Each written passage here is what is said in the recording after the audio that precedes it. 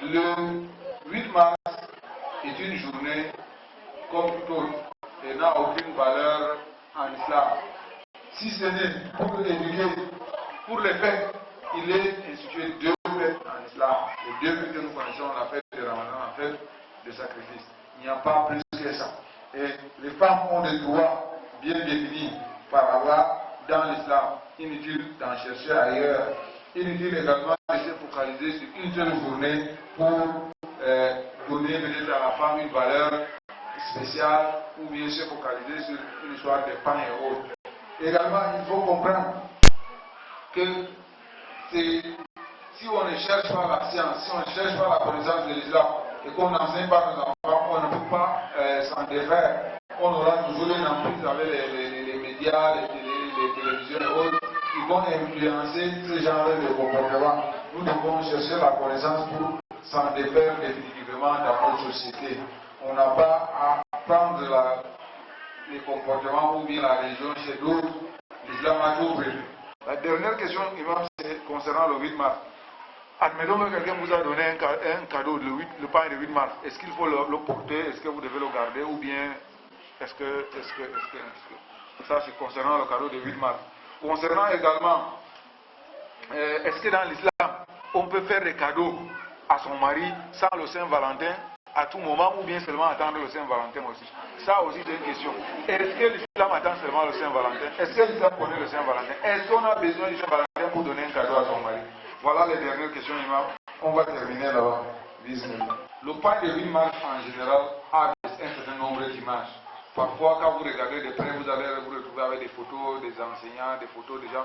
Parfois, même il y a la croix. Bon, il faut être bien vigilant pour voir parfois sur le pain là, il y a un certain nombre de choses. Donc, de ce fait-là, il faut s'en éloigner premièrement. Deuxièmement, lorsque quelqu'un a dit si jamais on lui donnait ça en cadeau, on peut recevoir le cadeau, mais on n'est pas obligé de le porter. Ou ça t'a recommandé par nous d'utiliser ça peut-être pour essuyer les assiettes dans la cuisine, de faire ça comme des tables et ainsi de suite. Également, l'autre question concernant l'offre de cadeaux. Pour offrir un cadeau à un partenaire, que ce soit au mari, à la femme ou la femme à un mari, il n'y a pas de jour, il n'y a pas de date, il n'y a pas de préalable. Quand il y en a, vous donnez. Quand il y en a, quand on vous donne, vous recevez. Indépendamment des autres faits.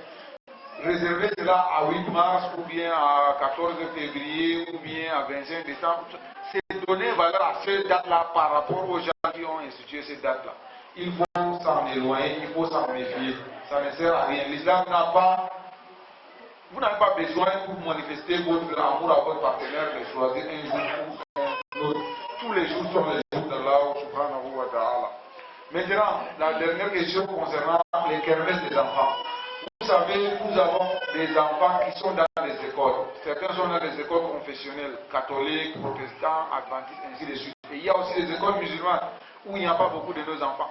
C'est nous-mêmes parfois, quand on va dans les réunions des enfants, là, les réunions des écoles, là, les écoles, souvent, quand ces écoles-là, on demande, les femmes, souvent, c'est vous qui allez représenter vos maris, on demande, c'est vous à ces réunions d'attirer l'attention de l'école que non, vous ne voulez pas ces kermesses.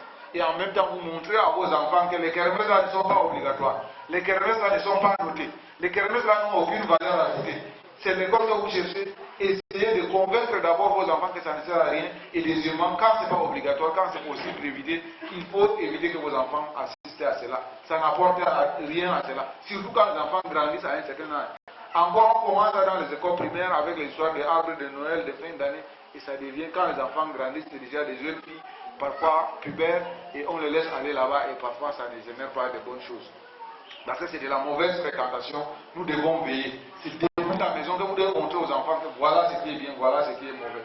Ces kermesses-là ne sont pas utiles, ne peuvent pas vous servir à quelque chose, et ne sont pas notés. Donc pourquoi s'en encombrer?